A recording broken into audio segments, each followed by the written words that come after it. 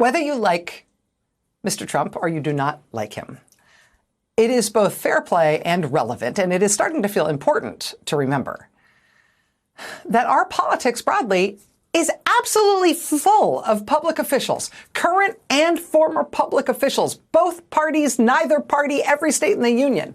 We are full of current and former public officials who have been charged with all kinds of crimes and convicted of everything imaginable. Members of Congress and senators and governors, even a serving attorney general like these guys, but also state legislators, big city mayors, statewide elected officials, cabinet officials, White House officials. It happens. It happens all the time. And while that's bad, well, it turns out we've had a lot of crooks in public office. That doesn't feel great. What's good about it is that we know how to deal with it when it happens.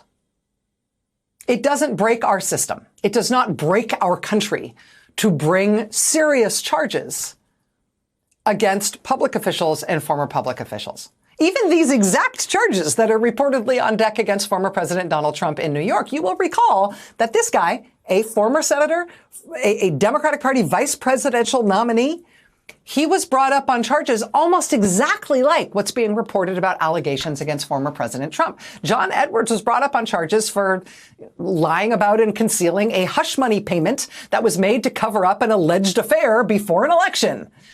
Those exact charges were brought against a Democratic vice presidential nominee and former senator. And you know what? You forgot about it because the country wasn't exactly rocked to its foundations.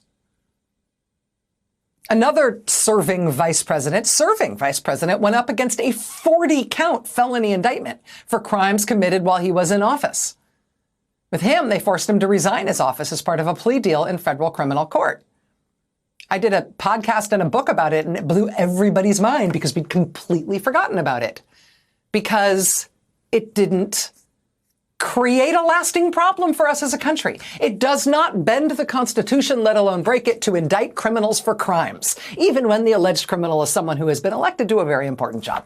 It is run-of-the-mill public corruption law enforcement in this country, and we do it all the time. And there is no reason why a former president should be magically immune from the same legal system that just in the past 3 years has put handcuffs on at least 13 state senators, 17 state representatives, 1 serving congressman, 1 former congressman, the Delaware state auditor, the North Carolina Republican Party chair, the insurance commissioner of Georgia, and too many city councilors, aldermen, county executives, and mayors to count. It happens all the time. It really does not have to be the end of the world. And anybody telling you that if there is an indictment of this particular former public official, there will be a protest like you've never seen before. There will be civil war. There will be an unstoppable uprising among his supporters and violence and all the rest. Anybody telling you that that is the consequence of him being potentially indicted, well, that person may be wishing for that, but there's no reason that something like that is inevitable. This is not something coming up that is extraneous to our system that we need to invent something new to contend with.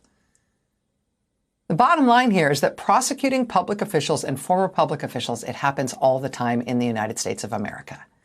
And it never engenders violence. And it never endangers the country. And it doesn't require our legal system to be fundamentally rethought or dismantled. Unless someone wants to try to gin that up.